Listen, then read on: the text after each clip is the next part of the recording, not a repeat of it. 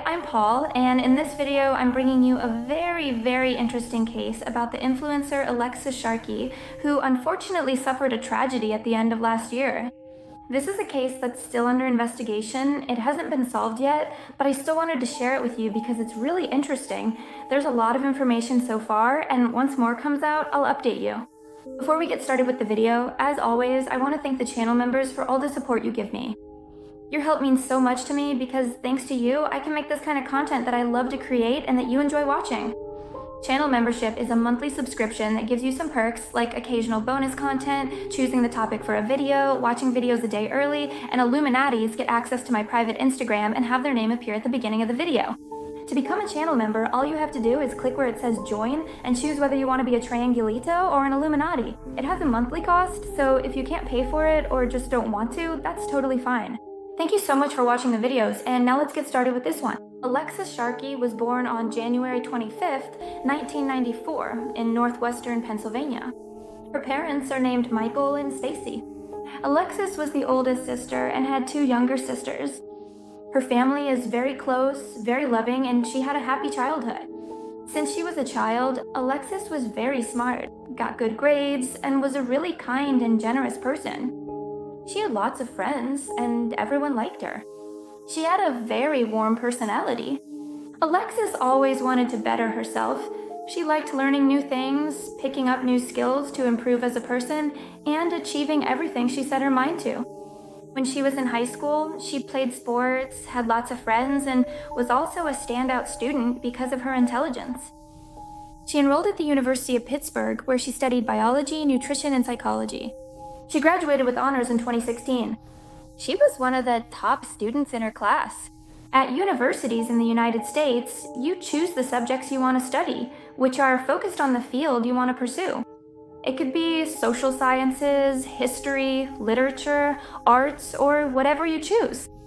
But if you want to study a professional career, like law for example, first you spend those 4 years at university, take courses related to law, and once you graduate, you apply to law school, where you study for several more years.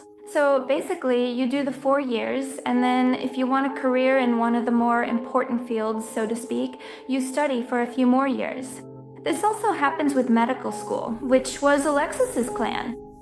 She wanted to be a doctor, but she was tired of studying for so long, so she decided to take a break before applying to medical school. Her plan was to use that break to see new places and travel. The first place she traveled to was Texas. She moved to Odessa, Texas because she wanted a fresh start and began working at a restaurant called Twin Peaks. It's a sports bar where they only hire attractive women, and the uniform is shorts and tops. In this kind of job, besides being very attractive as a requirement, you also have to be very outgoing and friendly because you have to sit at the customers' tables, chat with them, and make them feel comfortable. Alexis was doing really well at this job. She made several friends, and her new life in Texas seemed to be working out. She was happy. In the summer of 2017, Alexis was engaged, but shortly after, the engagement was called off. I don't know if it was Alexis's decision or her boyfriend's, but the point is they broke up, and Alexis was really affected by the breakup, although her new friends supported her to get through this period. Sometime later, one of her friends from work noticed that Alexis got along really well with one of her regular customers named Tom Sharkey and encouraged her to go out with him. Soon, they became a couple, got along great, and seemed to have a perfect relationship. Tom worked in the oil industry and traveled a lot because of it. He would take Alexis on his trips, and together they got to see many parts of the world. Tom is several years older than Alexis. When they first started dating, she was only in her very early 20s, while he was already well into his 40s. He had been married, had 2 children, and got divorced. Their lives were very different. He had lived twice as long as Alexis, but even so, they instantly clicked, and she was in love with him. Alexis wanted to quit her job at Twin Peaks because it took up too much of her time. She wanted a job where she could be her own boss and have flexible hours. So she started working at Monat, which is a hair care company that sells its products through catalogs. It's like Avon or Mary Kay. Mana doesn't have a very good reputation. They've been sued several times for fraud, and there are reviews of their products where customers say their hair started falling out after using these shampoos. Alexis was doing really well at Mana. She had an extensive list of clients, was recruiting people to start selling these products, and was generating a significant amount of income. In just 1 month of working at Monarch, she made enough money to completely resign from her previous job at Twin Peaks so she could dedicate herself full-time to this new company, where she successfully climbed the ranks to become an executive director. And according to Monarch's website, if you have this rank, you can earn up to $34,000 a month. She started using Instagram, mainly to promote Monat, and that way she became an influencer. She posted photos of herself, her travels, and what seemed to be her perfect life. She had more than 20,000 followers, but she didn't like using the word influencer. She considered herself a professional businesswoman and saw Instagram as a powerful strategic gateway to sell more products and recruit more people to work for her. That's why she consistently shared frequent updates about her travels and lifestyle so that other people would want to pursue the exact same career path she did. She took Instagram very seriously. She was constantly posting stories. There wasn't a single day when she didn't post. She didn't even go more than 3 or 4 hours without posting something, except when she was sleeping, obviously. Alexis's life seemed perfect. She traveled a lot, was doing well at work, and in the summer of 2019, she got engaged to Tom, and they moved to Colorado. She started making vlogs, uploaded them to YouTube, and she looked really happy with Tom. In December, they got married and adopted a kitten. Eventually, they moved back to Texas, but to a different city. Now, they were living in Houston. This was at the beginning of 2020. Alexis was 26 years old, and Tom was 49. Since they were new in town, Alexis wanted to make new friends, so she downloaded the Bumble BFF app, which is like Tinder but for friends. That's how she met Tanya Ricardo. She was a divorced mom looking to make friends. She invited Alexis over for dinner at her house, where Alexis met Tanya's other friends. Everyone loved Alexis from the start, and she became part of the group. They all became really close friends, and Alexis even introduced them to some of her other friends, so they ended up forming this little group of best friends. They talked all the time. Alexis was really dedicated to them, and they had a group chat where Alexis was always the first to send a message or to reply whenever someone said something. Again, everything seemed perfect, but something her friends thought was a little strange was that Alexis never talked about Tom. She didn't mention him or like to talk about their relationship. This was at the beginning of 2020, but then March came, quarantine started, and her lifestyle changed drastically. She didn't travel anymore, and I guess that affected her relationship with Tom, because when they traveled, she would post pictures with him and seemed happier. But after that, she stopped posting pictures of them together. And maybe it wasn't the trips, but everything else that was happening in the world. Maybe that affected their relationship psychologically, or maybe she just didn't like being with him anymore after spending so much time together locked up. In November 2020, she took a trip to Tulum, Mexico with her friends, without Tom. In one of her Instagram photos, she wrote in the caption that she loved Tulum so much she was gonna move there. Maybe she just said this as a joke, but it could be relevant because of what happens next. When she got back to Texas, she was feeling a little down because the holiday season in November and December was coming up, especially Thanksgiving, which was that same week. She was sad because she wouldn't be spending the holiday with her family since they lived in Pennsylvania. Besides, it had been over a year since she'd seen her family, and she missed them a lot, especially because they used to be a very close-knit family. But little by little, Alexis started to drift apart without meaning to, so she talked to her mom and promised her she'd come home for Christmas. It was Thursday, November 26th, 2020, Thanksgiving Day. Alexis spent the whole morning at home, and in the afternoon, she went to celebrate with her friends at Tanya's house, without Tom, which is a little strange because usually you spend the holidays with your family. In this case, that would be Tom since they were married, but even so, she spent it with her friends. At midnight, a friend of Alexis came to pick her up at Tanya's house, and they went to a bar where they stayed until 3 in the morning. Alexis sent Tanya a message telling her she was going to stop by Tanya's house to pick up some things she had left there. Tanya didn't reply because she was already asleep. Even so, Alexis went to her house, got her car, and went home to sleep. The next day is Black Friday, a Friday once a year when everything is on sale. It's like a holiday in the United States. The malls get packed, people camp outside stores to be the first to shop. It's a big event, both for people who want to buy things and for stores and brands. Alexis's friends who were at Monet started posting about the sales really early, but Alexis wasn't posting anything. In fact, she didn't post anything for hours, which was really strange because she was always posting.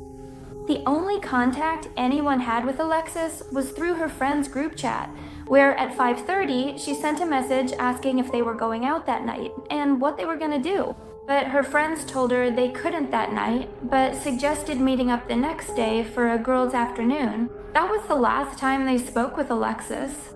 This happened between 6 and 6:30 in the group chat. After that, Alexis didn't post anything, and she didn't talk to anyone else by phone or text. That night, Tom sent a message to John, who is the boyfriend of one of Alexis's friends, asking if he knew anything about Alexis, or if he could ask his girlfriend if she had seen her or knew where she was.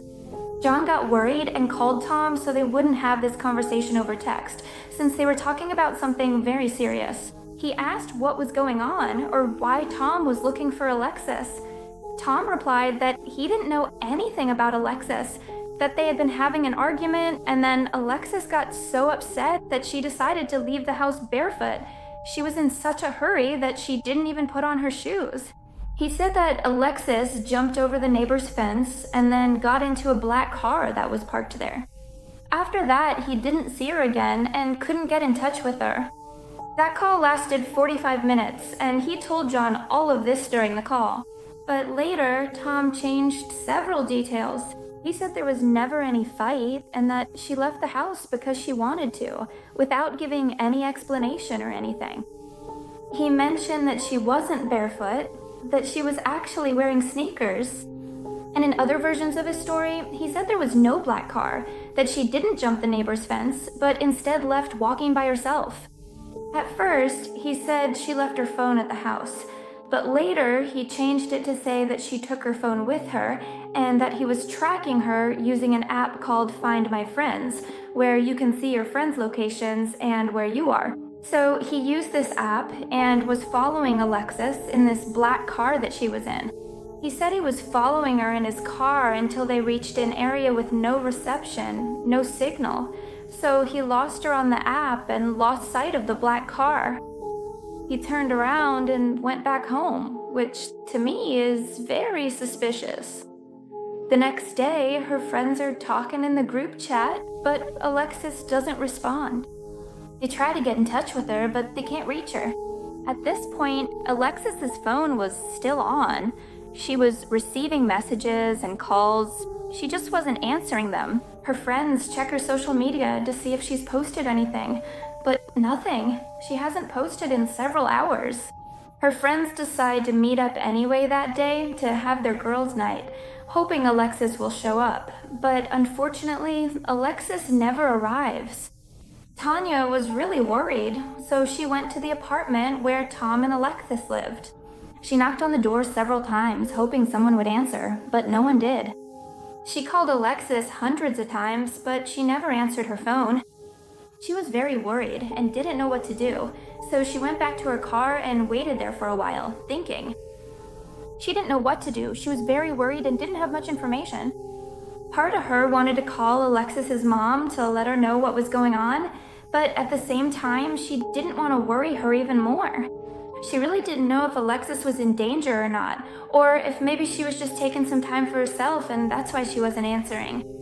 But she thought that would be really strange for Alexis, since she never did things like that. In the end, she decided to call her mom to tell her everything she knew up to that point. By this time, Stacy, Alexis's mom, already knew what had happened, or at least knew that her daughter was missing, because Tom had called her hours earlier. Her family and friends were very worried about Alexis. Tom was calling everyone Alexis knew to let them know what had happened, and to ask if they had any information, or if, by any chance, they were the ones who had picked up Alexis in that mysterious black car. But no one had seen her, and that car didn't belong to anyone. That night, around 9 p.m., her friends decided to go to the police station and file a missing person report. Her friends started posting photos of Alexis along with her physical description so people could look for her and share the picture. Her friends and family were very involved in the search for Alexis. They were doing everything they could to find her, posting her photos, sharing her posts, and some of her friends even went all over the city looking for her. They drove around in the car to see if they could find her, and also went to places Alexis used to go, but there was no trace of her. What they didn't know was that morning, a woman's body had been found, about 5 kilometers from where Alexis lived. Some workers found the body by the side of a road. The body was completely naked, and from a distance it looked like a mannequin, but once they got closer, they realized it was actually a woman. They mentioned that she was completely clean, as if she had just taken a shower and had been left there. The workers called 911, and the police arrived. The body was completely naked, and there was nothing that could be used to identify her. There was no bag, no purse, no identification, and no belongings of the victim. The police mentioned that it was possible the body had been left there all night. On top of that, it was left in plain sight by the side of a road, so whoever did it wanted the body to be found. This all happened early on Saturday morning. Later that Saturday night, her friends went to file a formal report with the police, and by Sunday morning, the police contacted Tom to ask him to come down to the station because they believed they might have found his wife's body. Tom confirmed that the body they found was Alexis. After leaving the morgue, he contacted Alexis's family and friends to give them the sad news. The police began to investigate the case. As for clues, all they had was the body, which didn't have any injuries or visible wounds. There were no bruises, no blood. It was actually a very strange case because they didn't know what the cause of death was. And for that reason, they weren't considering it a homicide case, for some reason. Even so, an autopsy was performed. The case started to get a lot of attention, mainly because she was a public figure, an influencer. People began to come up with theories. They said maybe she took her own life with poison or pills, or maybe she overdosed. Which, to me, doesn't make any sense at all, simply because of the way the body was found. If she had poisoned herself, she wouldn't have done it naked out on the street. At least to me, that seems logical, but not to the police, because they were still considering it. Her family and friends said this couldn't be true, because it's not something Alexis would have done. She didn't use substances, and she didn't have depression or any mental illness that would have driven her to take her own life. Those who knew her were sure this wasn't an accident, and that she hadn't done this to herself. They started to suspect Tom, which honestly seems like the most logical thing from the start to me. I'm not blaming him, I'm just saying, he's the number one suspect. But the police didn't consider him a suspect. They asked him a few questions, but they didn't interrogate him at the station or open an investigation against him. One of her friends mentioned that Alexis had told her her relationship with Tom wasn't good, that their marriage wasn't working, and that Alexis had even once said, "I'm afraid for my life." Later, more information came out, and they realized Alexis was starting the divorce process. They had already separated their bank accounts, were dividing up some of their assets, and the whole process was practically finished. They already had the papers. All that was left was to sign them. Her friends also mentioned that in Tulum, she met a man named Sebastian, who is a DJ in Houston. One of her friends said that Alexis kissed Sebastian, while another said they never kissed, but that they liked each other. So no one really knows what actually happened with him. But later they realized he was the one who picked Alexis up from Tanya's house on Thanksgiving night. The police said that Tom has been very cooperative with the investigation, but there are no leads at all. On top of that, Tom keeps changing his story about how things happened. He changes a lot of details, which doesn't help at all, and to me is the most suspicious thing. The investigation is still open, and the officers have asked the community that if anyone has any kind of information, please come forward and share it, and to check their security cameras in case they have any sightings of Alexis, if she passed by their street, or if they see this mysterious black car. Right across from where Alexis's body was found, there's a small beauty salon that has a surveillance camera pointing directly at the spot where the body was discovered. So the police asked them to hand over those capes. I don't know if they've already handed them over or not, or if it's still in process, but they could be really helpful. Still, it's possible that you can't really see anything, because even though it's right across the street, it's a bit of a distance away. It was nighttime, there were no streetlights, and it was raining. But even so, any information helps. I don't know if they've already checked those cameras, if they don't want to say what they found, or maybe they didn't find anything. But either way, this information hasn't been made public. As for Tom, like I said, the police don't consider him a suspect, but publicly he seems to be. He did a phone interview where the reporter mentioned that he seemed very worried and sounded very emotional and sad. He also explained to him that he is unable to access his social media because hundreds of angry individuals are harassing him, making hateful comments and even making serious threats against his life when he's just trying to help. He's cooperating with the police and doing everything he can to find out what happened to his wife. He also mentioned that Alexis was very good at pretending on social media and with her friends that she seemed like a charismatic and happy person, but in reality she was very serious, got angry a lot, and was always stressed out. Which personally doesn't seem strange to me because obviously you act differently with your friends than you do with your boyfriend and on social media. On social media, you're only going to post what you want people to see, and you'll probably only post when you're happy or when something good happens to you. Whereas her friends, she hadn't known them for very long, so maybe she just wasn't that open with them yet. Or maybe she just had a bad relationship with Tom, and that's why she acted that way, stressed or angry when she was with him. These are just assumptions, but I don't think there's anything wrong with her acting differently with her friends than she did on social media or with Tom. After she said this in the interview, apparently Tom got really upset. He told the reporter that he didn't want to be contacted again and hung up the call. On January 19th, 2021, the results of the autopsy were finally released, and it was determined that the cause of death was strangulation.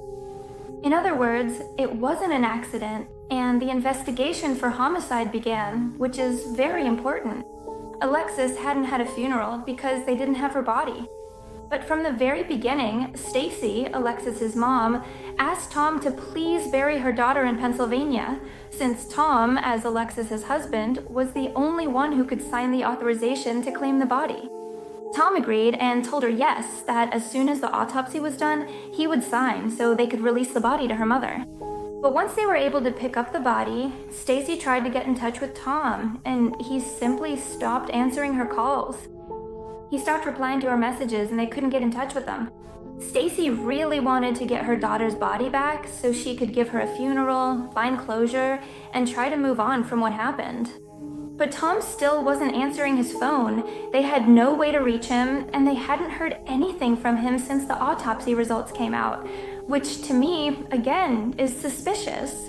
Her mom contacted the morgue directly to explain everything, and they told her the same thing, that without his signature, it couldn't be done.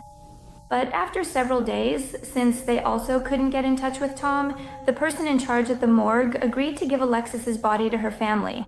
Her family organized a small funeral with only close relatives and a few of her friends, who traveled to Pennsylvania to say goodbye to Alexis. And that's all the information we have so far. The police are still working on the case, but there haven't been any new updates.